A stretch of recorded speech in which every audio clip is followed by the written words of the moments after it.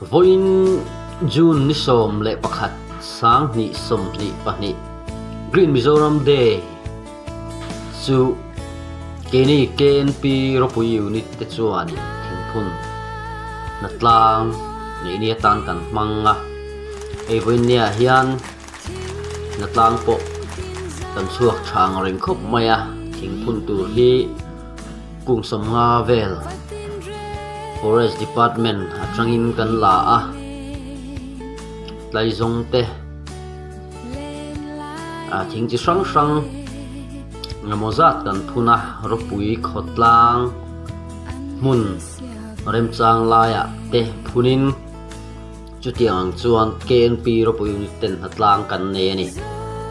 voinia hian KNP tena hetianga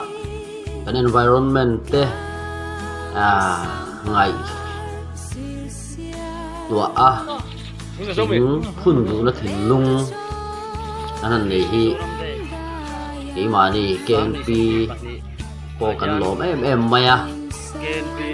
en kan thing phun te hi kotlang pui te poina min lut saka ahum hal na konga te ain kong na konga te po ti top min chu pui kan dua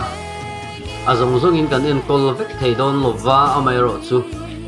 kan mu na te le khoi lo kan kal na a tiang thing phun kan mu ni hi chuan alo sam pai ve thuak ka chu tiang a min en kol hun zom pui tu chuan patlam pui te po kan han som cheu ani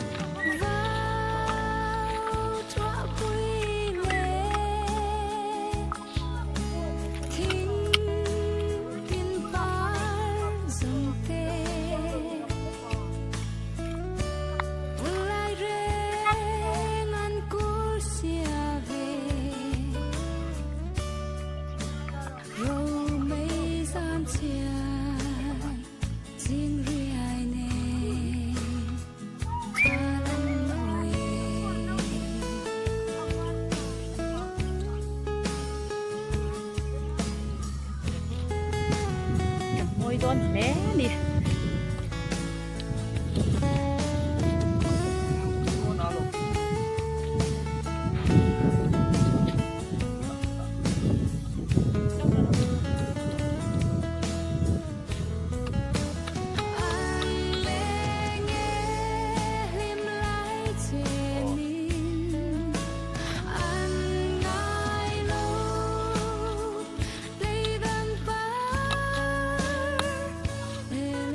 parvul chuk men nakina bul kan bul bia wang